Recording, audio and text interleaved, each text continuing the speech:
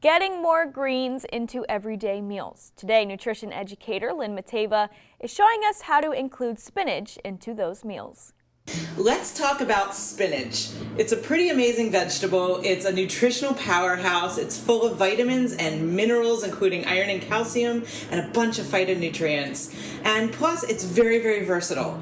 Personally, I love the flavor of spinach, but one of my favorite things about it is that it can be kind of slipped into other foods. It's also very complementary as an addition to many other foods and recipes. So, for example, I love putting it in smoothies, and if you put it in a smoothie, such as a blueberry or one that maybe has a little bit of cocoa powder in it, it disappears because you can't even detect the green, which is a great way for maybe getting some vegetables in some people that might be a little bit vegetable resistant, the little kids included. And then also, I love that it can be wilted and scrambled into eggs. It can be added to stir fries. It's just a great standalone dish as well. You can use it in something like spinach pita or a spinach casserole.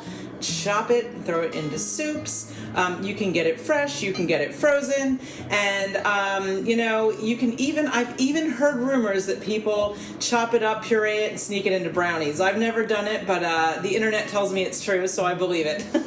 But today, we're gonna make a delicious turkey burger recipe. So what I've got here is a pound of ground turkey. And I've got about 1.5 cups of frozen defrosted spinach, and I squeezed the excess water out. And I'm throwing that in there. And then you can season yours any way you like. The way I'm going to season mine, I've got about 1.5 teaspoons of ground cumin, and a pinch of salt, pinch of ginger, and some fresh ground pepper.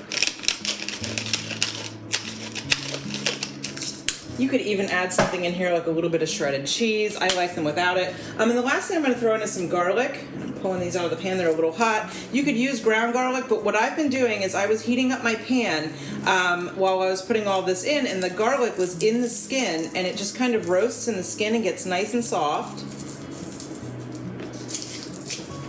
And then I'll just use a fork to kind of mash it up. One side got a little overcooked, but this kind of makes the garlic, it's roasted a little, it gets a little sweeter, not so pungent.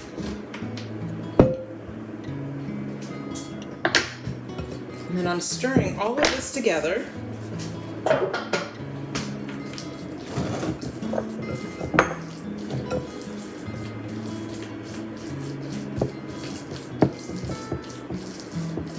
All right, I've got it. Everything good and incorporated in there.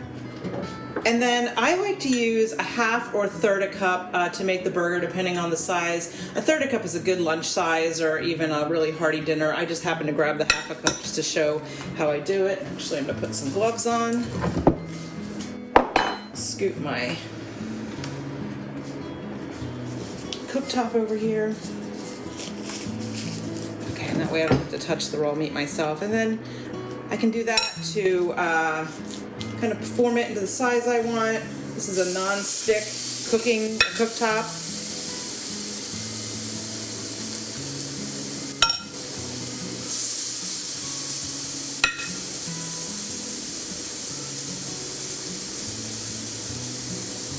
And I'll just put 3 of them in there for now. And you could cook yours on a non-stick griddle, on your top of your oven. Like I said, I've just got them in the pan here. And then they're going to cook for about 5 minutes on one side, flip them and cook them for 5 minutes on the other. It's really important when cooking turkey that you let it get cooked all the way through. So with a thermometer, you could measure the internal temperature to 165. And that's a little higher than other meats, but we really don't want to get sick from our raw poultry. And then once these are finished, you can eat them for dinner. You can store them in the fridge. They make great lunches throughout the week, great grab-and-go meals. I enjoy them cold as well as reheated. They're even good kind of crumbled up over a salad with maybe a little feta. Spinach and feta go really well together. And really, that's all there is. So I hope you find a way to enjoy these as well.